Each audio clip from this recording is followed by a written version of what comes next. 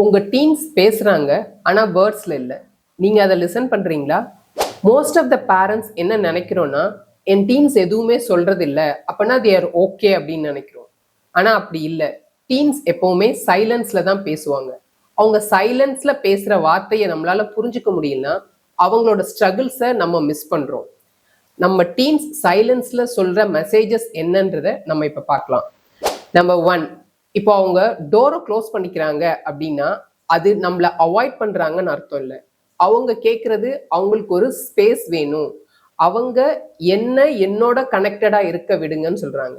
அவங்களுக்கு தேவை லோன்லினஸ் இல்லை, அவங்களுக்கு தேவை இண்டிபெண்டன்சி பிளஸ் அவங்களோட இமோஷனல் சேஃப்டி.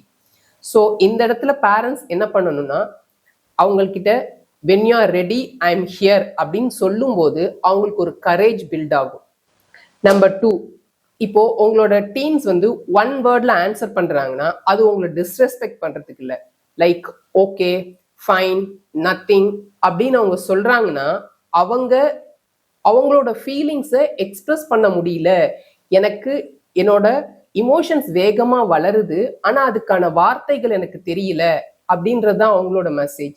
ஸோ இந்த இடத்துல பேரண்ட்ஸ் என்ன பண்ணணும்னா, காம் டோன்ல அவங்க கிட்ட நான் ஜட்ஜ்மெண்டலா பேசும்போது அவங்களுக்கு வந்து ஓப்பனா பேசக்கூடிய ஃப்ரீடம் கிடைக்கும். நம்பர் 3, இப்போ உங்க கிட்ஸ் வந்து ஆங்கரா இருக்காங்க, கோவப்படுறாங்க அப்படின்னா அது உங்க மேல இருக்கிற கோவம் கிடையாது.